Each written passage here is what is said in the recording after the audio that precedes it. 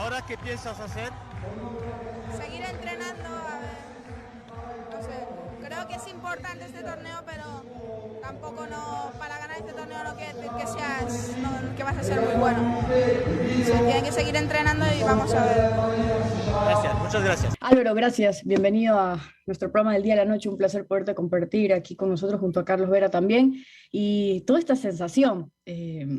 Primero escuchábamos las palabras de un Rafa a los 14 años ganando su primer premio, empezando a hacer historia, creo que desde los 9 años. Años después terminó siendo el mejor de España, uno de los muchachos más jóvenes en ganar la ATP. Y bueno, hoy consiguiendo algo histórico. ¿Qué destacar de este gran Rafa, de ese muchacho que era de 14 años, a este hombre de 35 que parece indomable? Pues ha sido un camino ya largo, pero un camino que, como bien decía él estos días, ganar o no el Open de Australia, conseguir este título número 21 de Grand Slam, no significaba gran cosa. Obviamente siempre ganar un Grand Slam es algo importantísimo, pero ya en la carrera de Rafa, comparar 20 títulos con uno, pues no es tanto. Por ejemplo, en el caso de Medvedev, de haber ganado, se hubiese puesto como número 1 del mundo y hubiese conseguido su segundo título de Grand Slam, algo que hubiese sido realmente importante para él. Pero en esta carrera, por ser el mejor de la historia, no cambia mucho el que haya ganado uno más. Todavía queda mucha carrera entre estos tres del Big Three, estos tres monstruos. Pero sí, no es solo como las cosas que ha ganado Rafa Nadal, estos 21 títulos de Grand Slam, sino cómo lo hace dando siempre ejemplo de comportamiento. La prensa especializada, incluso desde España, lo ven así. Hoy Rafa definitivamente es el mejor del mundo. Es cierto, supera a Roger, supera a Novak en Grand Slam, pero ¿se lo puede considerar hoy así ya el mejor del mundo, Rafa Nadal?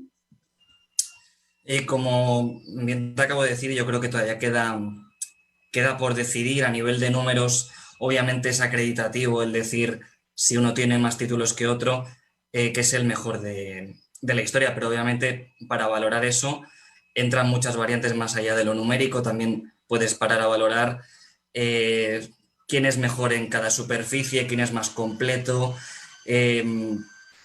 no sé, también completo no solo en la superficie, sino también a la hora de jugar, quién es mejor con el saque, quién es mejor en la volea, quién es mejor en el fondo de la pista.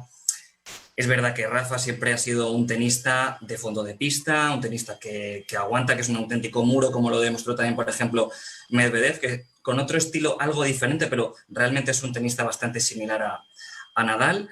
Y bueno, pero Nadal sí que ha ido mejorando mucho su juego en el saque, ya es un jugador más experto, con 35 años pues ya acaba más los puntos en la red, acaba los puntos más rápido. Veíamos estadísticas durante el partido, entre 3 y 4 o 5 golpes acababa con más éxito los puntos para Nadal. En cambio, rallies más largos, entre 7 y 9 intercambios eran favorables a Daniil Medvedev. Así que, bueno, habrá que analizar al final de la carrera de estos tres gigantes quién ha sido el más grande, pero desde luego que el tenista más importante de España, el deportista más importante de la historia de nuestro país es Rafa Nadal, y es uno de los tenistas más importantes de la historia, eso seguro. Veremos si el más grande de la historia y también uno de los deportistas más importantes de la historia del deporte.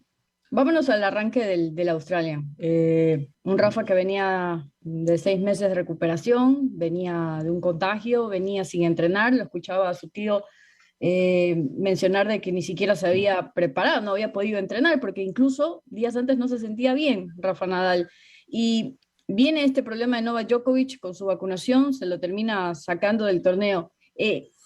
¿Habían opciones para Rafa cuando se oficializó que Novak Djokovic no iba a participar? ¿Realmente ustedes vieron que tenía grandes opciones Rafa, no solo de llegar a una final, sino de conseguir este Grand Slam por todo el antecedente con el que venía? Bueno, la sensación que con Rafa Nadal en España, tanto los aficionados como la prensa, como los propios compañeros suyos, gente del tenis, siempre ven a Rafa como favorito, da igual cómo llegue, siempre se puede esperar lo mejor de Rafa Nadal.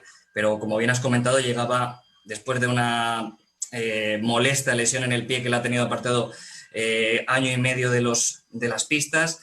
y que, bueno, llegaba también en esos torneos de exhibición en Abu Dhabi, donde perdió contra Andy Murray, también contra Shapovalov, no parecía encontrar de momento su tenis, luego pasó el COVID, pero yo creo que fue un punto clave ese ATP 250 de Melbourne, quizá no como otros tenistas enfrentándose a grandes espadas, sino enfrentándose a otros rivales más asequibles. Eso le ha llevado a ganar en confianza en su juego y luego también dentro del propio Open de Australia ha ido cogiendo confianza cada vez enfrentándose a rivales de más entidad y ha llegado en un estado de forma formidable. Lo demostró en las semifinales contra Berrettini, donde estuvo absolutamente imparable, y ya en la final no fue el mejor arranque, pero desde luego que nos dejó una remontada absolutamente épica y es algo que todavía no habíamos visto de Nadal. Habíamos visto ya de todo, pero la remontada ya ha sido lo último y ha sido grandioso. Y quiero hablar de ese partido porque estuvimos más de 5 horas frente al televisor, no solo España, sino todo el mundo que sigue a este gran evento como es un Grand Slam en el Australian Open. Y hablemos de ese partido. Terminó llegando más de 5 sets, más de 5 horas, donde lo iba perdiendo terriblemente Rafa en el arranque, y lo escuchaba a Tony Nadal nuevamente manifestar sí que estaba preocupado porque pensó que no se iba a recuperar Rafa tras ese arranque. Estaba nervioso, Rafa. Claro, yo creo que su tío, tanto como el resto de los mortales, intentamos apelar a la lógica. Vemos 2-0 abajo ganando Medvedev. De ganar, como decíamos antes, se colocaba como número 1 del mundo, conseguía su segundo título de Grand Slam. Estaba 2-0 abajo con este bicho del tenis y 3-2 también perdiendo al servicio de Nadal 0-40. En ese momento de haberse llevado ese juego, Medvedev se coloca 4-2 para sacar hacia el 5-2 y ya el partido se podía dar prácticamente por sentenciado, si no del todo. Entonces Nadal se agarró al partido como gato panza arriba y consiguió remontar de una manera épica ese tercer set. Recordemos que ya tuvo opciones en el segundo, finalmente se acabó llevando Medvedev en el tiebreak ese segundo set, pero yo creo que nos dejó esa posibilidad, esa opción para vivir esa remontada absolutamente apasionante que vivimos, luego 6-4, 6-4 en el tercer y el cuarto set, y ya en el quinto, donde Nadal tuvo opciones para cerrar antes el partido, al final en ese 7-5 consiguió realizar esa gesta increíble. ¿Qué diferencia, Rafa, de los otros grandes monstruos del tenis?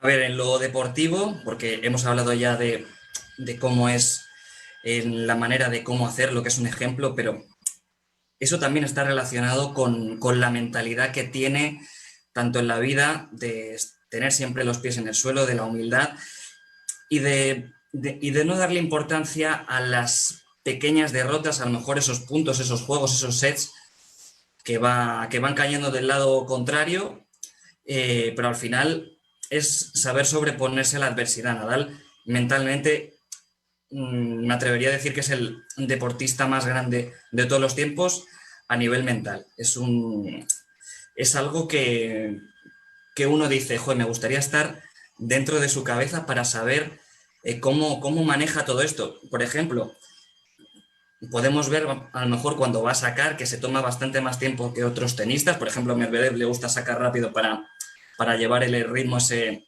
también a sus rivales, para cansarles, para no dejar respirar. Pero en cambio Nadal yo creo que lo que está es pensando en qué puede hacer en cada punto y se toma también ese tiempo de concentración máxima para saber cómo encarar el partido y es algo absolutamente encomiable. Yo recuerdo ese Rafa donde sus principales fortalezas era lo físico, ¿no? El derroche, lo que soportaba, lo que corría. Hoy ya vemos un Rafa que sigue siendo obviamente físicamente muy fuerte, porque terminó siendo un partido muy físico, pero con otras condiciones que creo que sí le marcan la diferencia. No solo son 10 años de edad entre Medvedev y Nadal, sino que esa experiencia que ya Rafa también ha logrado, creo que completar con su arranque, que antes era solo físico. Sí, al final es implementar todo lo bueno que sabe hacer, porque al final no solo es efectivamente ese físico, sino que tiene pues esos golpes maestros como la derecha invertida, los paralelos, los passing shots. Pero, por ejemplo, ayer fue clave la dejada, porque Medvedev juega también muy atrás y se aprovechó de esas dejadas. Es un tenista ahora mucho más inteligente y bueno, pues también es un estudioso de los rivales. Por ejemplo, Medvedev, Nadal suele jugar más a los revés de los rivales, que suelen ser más débil, pero el revés de Medvedev estuvo imperial. Finalmente Rafa empieza a jugar más sobre la derecha del ruso y bueno, yo creo que también en el plano físico sigue muy fuerte porque ya vimos que en los últimos sets le ganó en eso al ruso, que tuvo que ser intervenido en 2 ocasiones por el fisioterapeuta y además vimos como en el servicio, por ejemplo, en el primer saque Medvedev también fue bajando en el porcentaje de acierto y al final Nadal acabó remontando en todo, en lo psicológico, en lo físico, en lo cualitativo también, porque acabó realizando unos puntos increíbles para remontar el partido. Álvaro, ¿cómo lo vive España? ¿Cómo lo vivió desde ayer en sí el país? Entendería, igual que nosotros, que Ecuador, el fútbol para nosotros es el principal deporte, pero para ustedes otro ícono en el deporte, sobre todo en el tenis, es Rafael Nadal. ¿Cómo lo festejó el país? Pues si no recuerdo mal, creo que fue en el momento decisivo del partido, creo que en el match point había más de 3 millones de personas pegadas al televisor. A lo mejor en otros países de Sudamérica esto no parece tanto, pero bueno, aquí en España, que somos más de 40 millones de habitantes, pues es un número bastante relevante de personas que estén viendo tenis en ese preciso instante. Quizá Nadal, con el paso de los torneos, con el paso de las victorias, cada vez gana más adeptos y cada vez más gente se alegra por sus éxitos y bueno, pues ya lo vemos como un hermano, como un padre. Al final estamos al lado de él y esta victoria, pues como decía, que es diferente a otras por esa remontada, porque a veces pierde Nadal, también es humano y tal y como venía en las condiciones que llegaba hasta final, pues se podía esperar, viendo cómo estaba el partido, que acabase claudicando, pero nos demostró una vez más que cuando peor están las cosas es cuando más hay que esforzarse para conseguir lo que uno quiere.